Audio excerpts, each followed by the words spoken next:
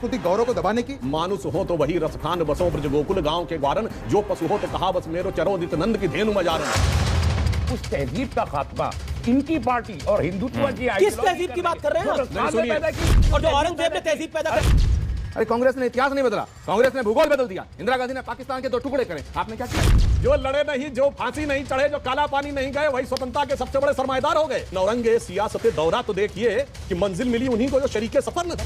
जो हमसे टकराएगा वो चूर चूर हो जाएगा, इस मिट्टी को छूने वाला मिट्टी में मिल जाएगा, मिट्टी में मिल जाएगा। भारत का सुनहरा इतिहास, भारत की संस्कृति न औरंगजेब से है, ना अलाउद्दीन खिलजी से है, ना अहमद शाह अब्दाली से है, और ना ही बाबर या अकबर से है। भारत की संस्कृति दारा शिकोह से हो सकती है, प्रभुराम से हो सकती है, राणा रतन सिंह से हो सकती है, शिवाजी से हो सकती है, वीर सावरकर से हो सकती है, महाराणा प्रताप से हो सकती है। लेकिन ऐसा क्यों? इतिहास के पन्नों में हम जब भी जाते हैं तो अकबर दी ग्रेट लिखा जाता है, लेकिन महाराणा प्रताप के बारे में पन्ना सिर्फ आधे में ही सिमट जाता है। मैं एक बात साफ तौर से कहना चाहता हूं, आपका जो इशारा है, आपका जो हमला है वो ये है कि कांग्रेस पार्टी ने आज की कांग्रेस पार्टी भारतीय इतिहास को तोड़ा मरोड़ा, तोड़ने मरोड़ने की कोशिश हुई। मैं आपसे पूछना चाहता हूं, भारत के पहले प्रधानमंत्री पंडित जवाहरलाल नेहरू हुए, जब इतिहास लिखा जा रहा था उस समय गृह मंत्री सरदार वल्लभ भाई पटेल थे, महावीर त्यागी थे, इतने मूर्धन्य नेता थे उस समय, और इवन श्यामा प्रसाद मुखर्जी भी थे। तो प्रश्न ये पैदा होता है कि क्या इन सबकी सहमति इसमें थी कि भारत के इतिहास को तोड़ा मरोड़ा जाए? क्या ये हम संदेह कर सकते हैं कि सरदार पटेल जिस देश की कैबिनेट में गृह सारा इतिहास 1947 से 1955 तक लिख दिया गया था। अच्छा ठीक है, आप कहना चाहते हैं उसके बाद लिखा गया। भाई मुझे आप एक कांग्रेस का नेता बताओ जिसने ये कहा हो कि भारत की पहचान बाबर से है, भारत की पहचान औरंगजेब से है, भारत की पहचान तैमूरलंग से है। एक तो बताओ, लेकिन कांग्रेस को कटघरे में खड़ा करना ये मुझे लगता है अभी न्याय संगत नहीं है जी। लेकिन अफसोस की बात है कि चुन चुन के सड़कें भी इन्हीं के नामों पे रखी गई और आज तक भी काफी बदली नहीं है। जी उदय जी, आपने एक किताब लिखी, उससे भी बड़ा बवाल खड़ा हो गया। वहां पे राजनाथ सिंह आए, मोहन भागवत आए और कई सारे सवाल खड़े हो गए। क्या भारत के सुनहरे इतिहास को दबाया गया है, छुपाया गया है? बिल्कुल। इसके 2 भाग हैं। पहला भाग वो 1969 तक का है, जिसके अंदर की जो मुस्लिम आक्रमणकारों ने जो अत्याचार किए थे उसको दबाने का प्रयत्न किया गया जी। और उसके बाद के अंदर जो नूरुल हसन का युग आया 1969 के बाद में, उसके बाद तो बिल्कुल एक तरीके से व्हाइट वॉश करने का प्रयत्न किया गया और हमारे जो हीरो थे, ओरिजिनल हीरो थे, उनको दबाने का प्रयत्न किया गया। वो सावरकर को जो बदनाम करने का प्रयास है उसके ही भाग रूप है। तो मैं आचार्य से बिल्कुल सहमत नहीं होता हूं। कांग्रेस को इसकी जवाबदारी लेनी पड़ेगी। पॉइंट है आपकी बात के अंदर। तस्लीम रहमानी, मैं आपके पास आता हूं। क्या आपको लगता है कि इतिहास की बखिया उधेड़ी गई है? मैं बहुत सरल शब्दों में बोल रहा हूं, इतिहास की बखिया उधेड़ी गई है, जिसमें महाराणा प्रताप का जिक्र तो कम है, वीर सावरकर के ऊपर आप भी सवाल खड़ा कर देते हैं मेरी डिबेट्स के अंदर, और सुधांशु त्रिवेदियों या बाकी लोगों उनको डिफेंड करना पड़ता है वीर सावरकर के अंदर। यह दुर्भाग्य है इस देश का कि वीर सावरकर को आजादी के इतने साल बाद भी डिफेंड करना पड़ रहा है, जो व्यक्ति काला पानी की सजा काट रहा था। ऐसे ही अंग्रेजों ने उसको काला पानी भेज दिया था। 70 साल 80 साल आजादी के बाद आखिर क्यों याद आ रहे हैं सावरकर? जब देश एक दौराहे पे खड़ा है, जब इकोनॉमिक प्रॉब्लम देश के साथ में है, जब कल्चरल प्रॉब्लम, जब टेंशन हैं, जब किसान सड़कों पे बैठे हैं, जब बेरोजगारी बढ़ रही है, जब महंगाई आसमान पे चढ़ी, तब हम सावरकर पर डिबेट कर रहे हैं। इस देश में क्या जरूरत पड़ी? तुम्हारे जैसे लोग इस देश के लिए श्राप है। मुद्दे आज हम 2021 सावरकर अपने नहीं है, सावरकर अपने नहीं है, क्यों जीना नहीं चाहते हम? 247 और हिस्ट्री 2 मरतबा लिखी गई है।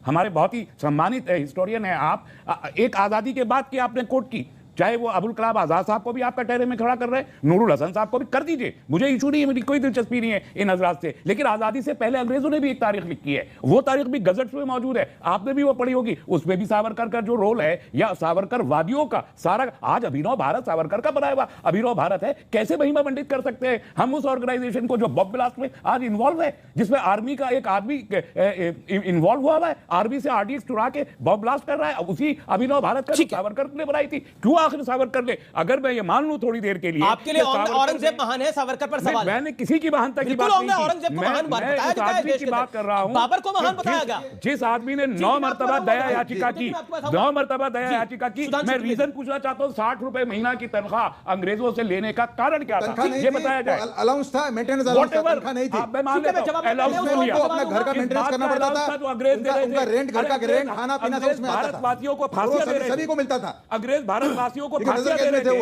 और उनको अलाउंस दे रहे थे। मैं आपको मौका दूंगा आगे भी। सुधांशु त्रिवेदी, देखिए वैसे तो मैं एक दो तथ्य रखना चाहता हूं। जैसे तस्लीम रहमानी साहब ने कहा अंग्रेज किसको क्या दे रहे थे, हमने बचपन में पढ़ा कि मोहम्मद अली जिन्ना बहुत बड़े वकील थे और उस जमाने में शायद उनकी आमदनी 4,000 रुपए पर डे से ज्यादा थी, जो आज भी बहुत बड़ी चीज है।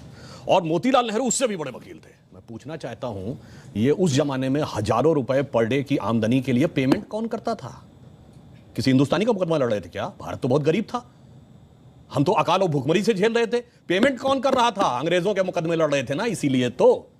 और मैं यह भी बताना चाहता हूं, जिसमें अशफाक उल्ला खां, राम प्रसाद बिस्मिल, चंद्रशेखर आजाद, काकोरी कांड, जो लखनऊ के पास ब्रिटिश सरकार का खजाना क्रांतिकारियों ने लूट लिया था, ब्रिटिश सरकार का वकील कौन था?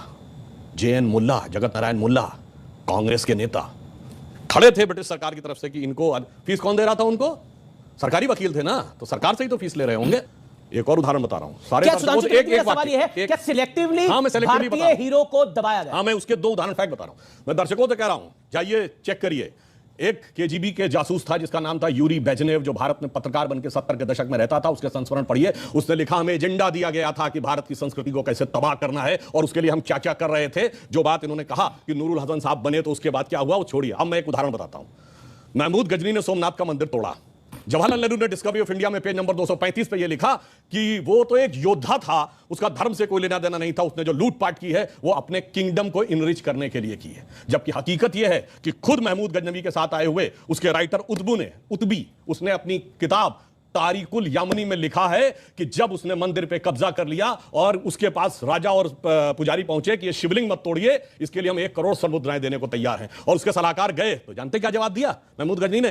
कि मैं तोड़ूंगा जरूर, इसलिए कि कयामत के दिन मैं बुत फरोश के रूप में जाना जाऊं, बुत शिकन के रूप में जाना जाऊं, बुत फरोश के रूप में। यानी ट्रेवल, यानी मैं एक बुत फरोश का मतलब हुआ कि जो मूर्तियों के साथ बिजनेस कर रहा हो उसके लिए नहीं, मूर्ति को तोड़ने। और अंत में एक बात कहता हूं, आज की युवा पीढ़ी है, देखिए सिर्फ नैरेटिव क्या है। फिल्में हम लोग देखते हैं, युवा पीढ़ी को प्यार मोहब्बत की बातों में बड़ा आनंद आता है। एक लाइन और कह दूं तो प्यार मोहब्बत की बात हो तो क्या नाम याद आते हैं? शाहजहां, नूरजहां, जोधा अकबर, सलीम अनारकली, शीरी फरहाद, लैला मजनू, यही पढ़ाया गया ना।